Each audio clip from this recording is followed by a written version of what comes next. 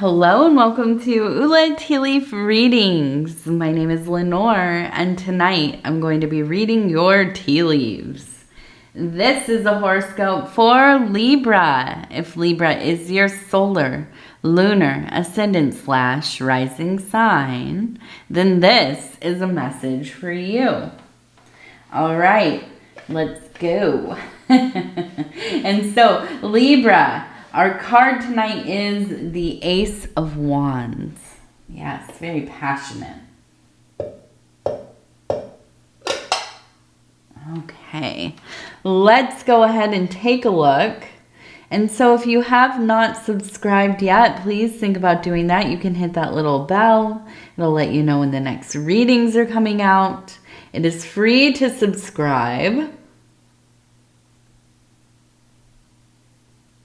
And if you want to hit the like button or leave a comment, I would love to hear from you, especially if you're new to the channel. Definitely shout it out.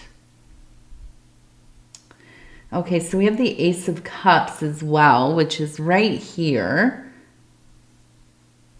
We have a person here who is holding a fish. The fish represents abundance, money, right? Resources. And so I'm looking at this and I'm feeling like we also have a volcano right here. And we have a person here who's kind of watching the smoke come up. We also have two people communing here beneath the sun. And so I feel that there has been kind of a clarity that has maybe just kind of struck you, really.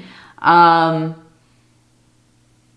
feel like in this situation it's almost like you just realized, like you've been working with somebody, or maybe this is somebody in the family, somebody that you're around quite often, maybe a roommate, significant other, but suddenly you notice like something's going on here. There are warning signs, right? There's smoke rising. Now, the volcano really represents volatility to me, right? It could be anger. It could be just like somebody who suddenly they shift and like they disappear, right? They're just like they ghost you. They are on one course that, you know, everything is cool, and then suddenly it's not, and you're like, what the heck's going on? Can you get me updated on like the series of events here? Because I don't understand how we went from this one thing to all of a sudden you feel completely different, or, you know, you suddenly have changed your mind, or, you know, whatever it is. It's kind of like this whiplash feeling. But, you know, ultimately, I feel like you're also really focused on work, on your career, on really kind of furthering your own agenda, really. And listen, when I say that, it sounds kind of like a negative thing, right? But I don't think that's always true. You might have something here that you really care about. Maybe you have a business you've started, like a side hustle. You're, you know, maybe went to school for something that you want to transition into a new field, a new career. And you know, you have a whole plan. You have a whole idea of how you're going to do this, how you're going to be able to kind of, you know, build the kingdom, the legacy that you really want. And so, you know, you're kind of really more focused on that. Yet, it seems like something's going on, right? Something's going on in your life where it's not exactly you and not really involved with you, but you're involved anyways because this is somebody that you are probably around quite a bit. I also know that there's an emotional attachment there. So even if it is somebody you work with, I think this is like somebody you're pretty dang close with. This is somebody who you feel, you know, like maybe very kindred to. And if it's a spouse, obviously you feel something, hopefully feel something for that person. But it's kind of almost like I have my own things going on. I'm really focused on this project, this task, this money that I want to get, right? Building up my business, my know-how, my skill set. And, you know, I feel like as you are becoming quite aware of this person in your life and whatever it is that's going on with them, and really kind of building up, right? It feels like it's building into something that, yeah, it could end up being pretty volatile, and end up really affecting you as well. So we have the two people sitting across from each other beneath the sun, really kind of, you know, looking at each other right in the eye. Now, this one over here looks like they're sitting on a boat. So that leads me to believe that a conversation really needs to happen here. And I feel like you are kind of going to be the voice of reason. Now, that's not to say you're going to go in there telling this person what to do, or really even what you think of the situation unless they ask. Or, you know, whatever it is, maybe they need some help planning, or, you know, they're inspired, but they don't know how to get moving, or, you know, whatever it is. So I feel like you being this clarity, you being in this clarity, to sit and commune with them, to kind of talk through some of this, whatever it is that's happening, could be very beneficial. And ultimately, because they are sitting in the boat, I do see them kind of moving through some of the blockage that is occurring. And with the volcano, to me, it feels like, yeah, there must be something deeper happening here, because it really is affecting them throughout, you know, spiritually, emotionally, and probably in their physical world as well. It's affecting how they're living. And through, I think, this connection, this communing, this conversation, this working together, yeah, I get the idea, the impression that they're able to start really working through some of this stuff. Now, that's not to say that you are their therapist, or it's your job to even get involved. It's not, right? But I think merely listening and being there, you know, being that kind of support person, yeah, I think that is often the most helpful thing we can do. You know, just allow people to have a space where they can kind of really dive into whatever it is that is bothering them, that's affecting them, right? So they don't necessarily like have to carry it around by themselves, you know? So yeah, I think this is an opportunity for you to be of service to this person who you obviously really do care for, okay? Now, I'm going to turn this a little bit. We have a person who is sitting here. You can see the head, the body, and a cat. You can see the cat head and the ears kind of perched on the lap. Now, to me, the cat represents independence, of being somebody who is quite an individual, maybe somewhat solitary, independent, and not afraid to kind of go their own way. And I feel like this definitely has to do with you. You are this person. But, you know, I feel like within reason, right? Libra, I have always kind of thought of you as being a little bit, I guess it's like almost kind of this, there's a little bit of a detachment to everyone, even the closest people in your life. You always have had your own interior world. You've always kind of, you relate to people. You probably have very close relationships and love and all these things. But you can't get past the feeling that, yeah, you're out here in this universe alone, ultimately. You're going through this process as an individual. And, no matter how close you get to somebody or how much you love them or they love you or both, you're still, very much kind of on your own. Right? And that could be a sad thing, or it could be something that you cherish. And maybe you vacillate between the two.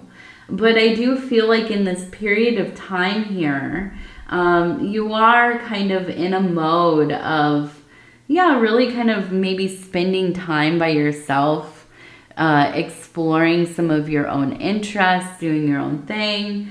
I can imagine even going places by yourself. For some reason, I thought of the other day, I went to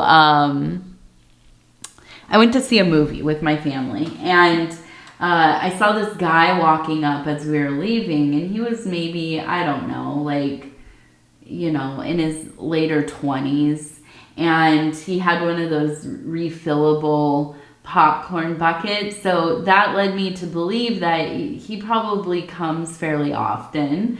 He kept his bucket and he uses it, over and over again. Excuse me. And he was going in there by himself, right? And I thought, man, I don't remember the last time I went to a movie or really did anything kind of, like an entertainment kind of thing by myself, because I have a young child and, my husband and I basically, we do everything together.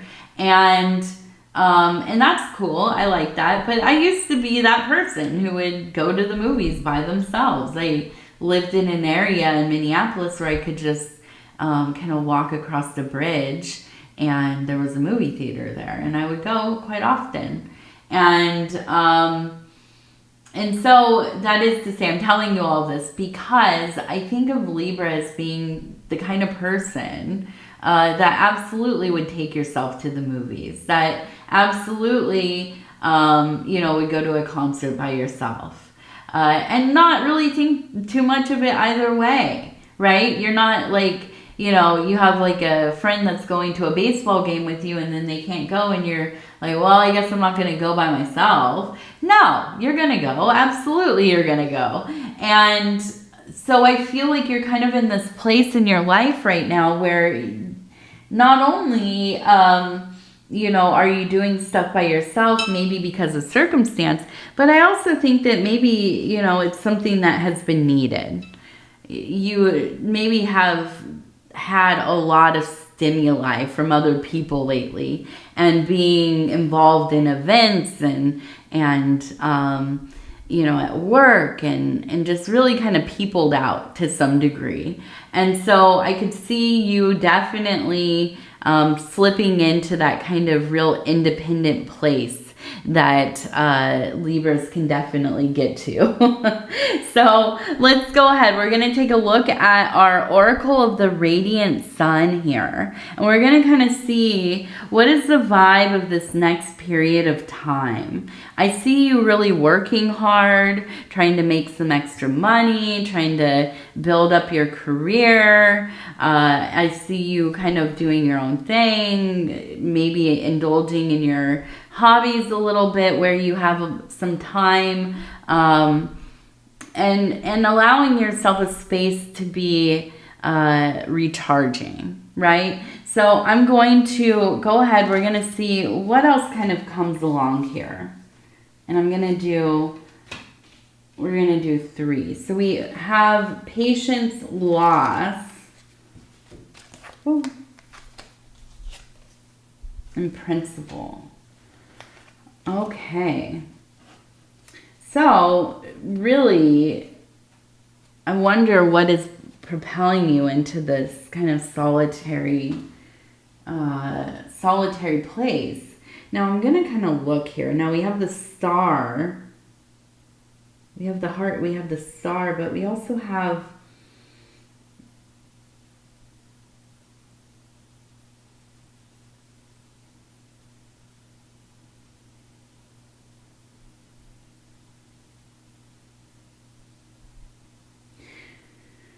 So...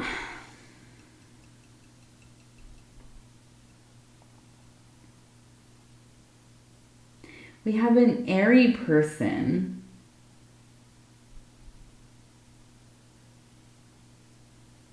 Somebody who is a very logical person.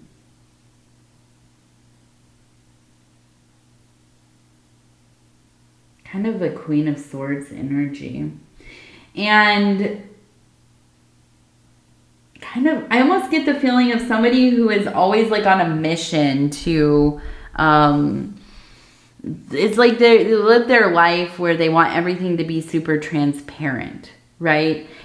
This is like somebody who maybe is like, even the first thing I thought, they're like on social media, like calling people out and, you know, kind of, it's not gossip and it's not really, you know, like this, I'm canceling of people kind of thing, but really they're determined to hold people responsible for what they perceive to be wrongs.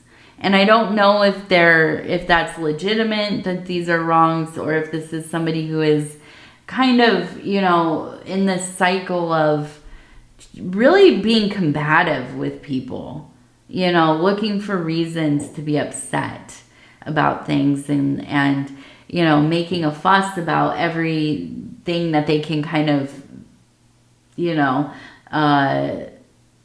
whatever it is. I mean, just looking for reasons to be mad and to, right? And I feel like it's a situation where you've lost your patience. We have patience and loss, right? And I feel like you've lost your patience here. And it really, I just keep feeling this, like, I want to just focus on my work. Like, why can't I just focus on my work? Why does it have to be all this other stuff constantly? Why am I even taking time in my day to, like, have to think about this, talk about this? I'm losing my patience here. This is disruptive, not only to myself, but to everybody else that you involve. And I feel like it is. It's like this, almost a slight resentment that you have to continue to stop what you're doing to address this person, right? And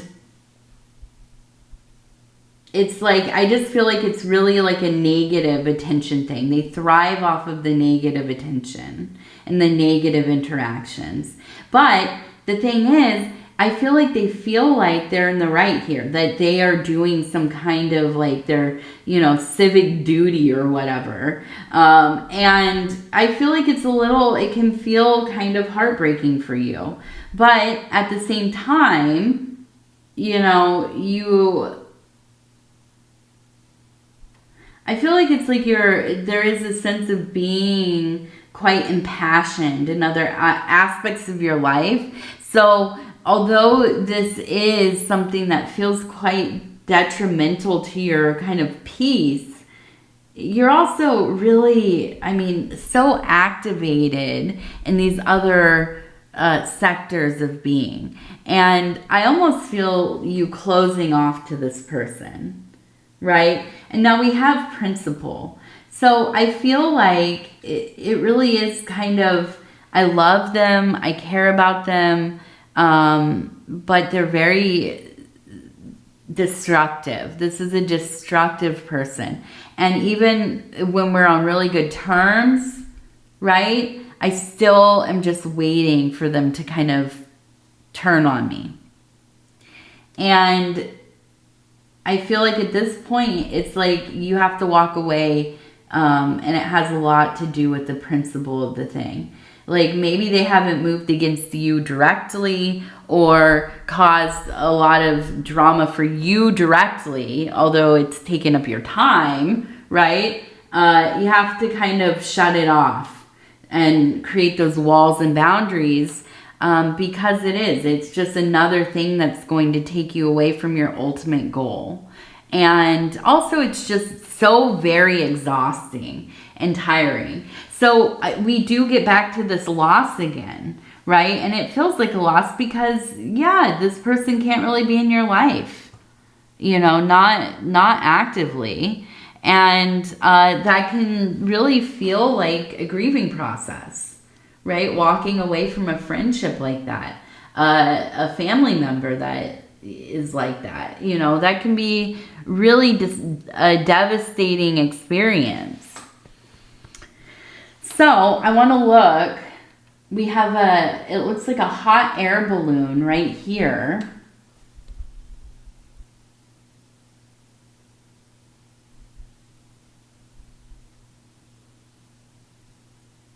We have a person sitting and reading in the house. We have the house up here and the person sitting and reading right here. The house is here. There they are sitting and reading. And then it is also the hot air balloon right here. We have a heart, a line of hearts. We also have the letter Z. So I feel you really, really honoring your peace. And even with everything going on and the little conflicts and feeling like I just can't anymore with this person, but I feel conflicted about it. And, all of this, I feel kind of, your reaction is, well, I'm going to go into myself. I'm going to do my own thing, right? And that's that cat energy. I'm going to, indulge in my books. I'm going to go wandering into other universes. And I'm going to stay by the house. I'm going to be in my own little temple, my own little kingdom. And I'm just going to focus on the things that are beneficial to me right now, right? And I also see we have a fish right here. So again, it's reiterated to me that you're making money, right? And although this can feel like a really, it's a letdown to have to go through any kind of conflicts with people in your life, especially if it's more than one person, right? And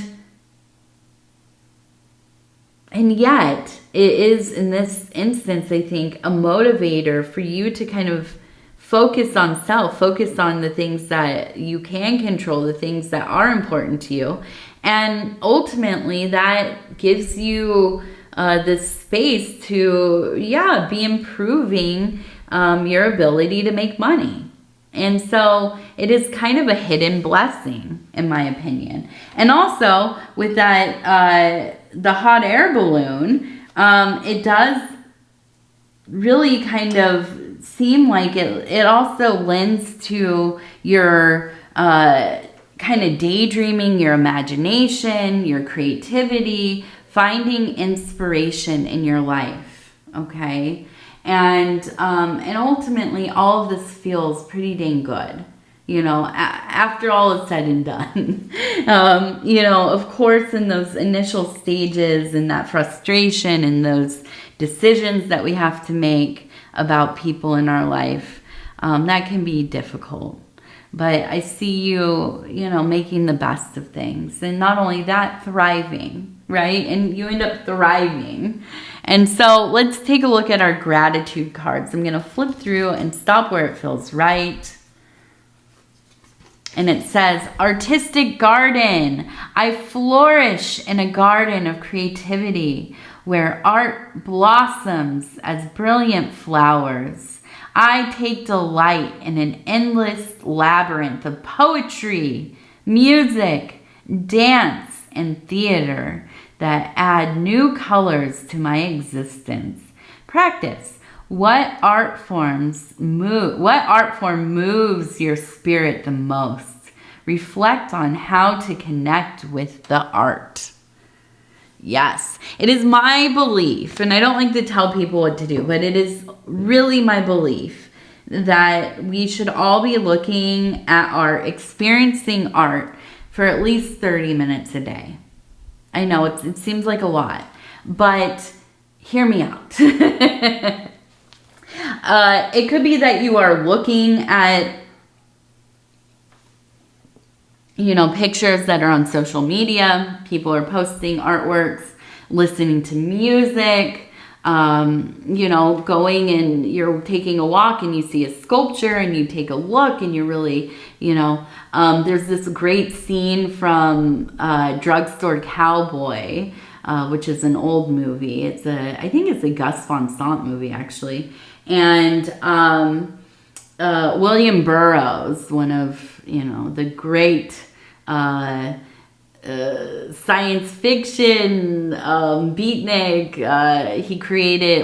he innovated something called cut up, which is a kind of writing style or a way to make poetry, which is you just kind of cut up different words and put them together and stuff.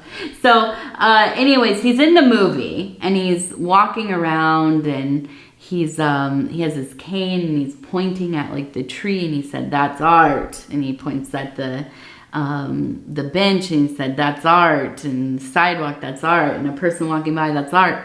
And so art is all around us. It really is about getting into that place of perception where we're looking at things as art. We're looking at, the colors and the textures and the way the light kind of spills over it or the lack thereof, and the placement and the form and all of these things. And when we get into that state of mind, at least for like 30 minutes a day, it really does change our experience of life. Also, I feel that it widens our perception to be looking at art. There are a lot of challenging concepts that come up in art. There are a lot of things that you might see that you've never even thought about, or, I like to I look at a lot of art. I'm a huge, Tumblr nerd. So I'm looking at art a lot, and I have for a long time. And I still see things where I'll see like a motif I've never noticed, or even within a painting, like a weird tool. What the heck is that? I'm going to go look that up. I look at a lot of religious and art of old cults, like Egyptian cults and things. You might find a god you've never noticed, or some months ago I was watching a video about a tomb, and they had a relief in there that had kind of a line of gods, and one of them I did not know what the heck it was or who it was, and I went on this long process of realizing it was probably Set, right? If you know anything about the god Set or Seth, this is an underworld god. This is one of the bad boys. And still, they're not really sure what animals or what kind of composite animal he might have been, or kind of how they would express him. And so it's interesting, and you learn a lot. If you have any kind of you're a little bit of a explorer or a detective. Artwork is definitely, it's something that will transport you. It'll bring you to places you've never even considered. And so that's my little spiel about go and look at some art. Go engage in it. Okay. So I love you. And I thank you so much for spending this time with me. It is always such an honor to be able to bring these messages to you. And if you would be so kind as to like the video, it really does help the channel. And if you have not subscribed yet, please think about doing that. You can hit that little bell. It'll let you know when the next readings are coming out. It is free to subscribe. Also, if you'd like to leave a comment, I would love to hear from you, especially if you're new to the channel. Definitely shout it out in the comment section. And what else? Yeah, I think that's it. Oh yes, I wanted to say thank you for all of the beautiful birthday well wishes. It made my birthday such a special one. I appreciate you. And I love you and I thank you, and we'll talk in just a few days. So good night, good night, good night.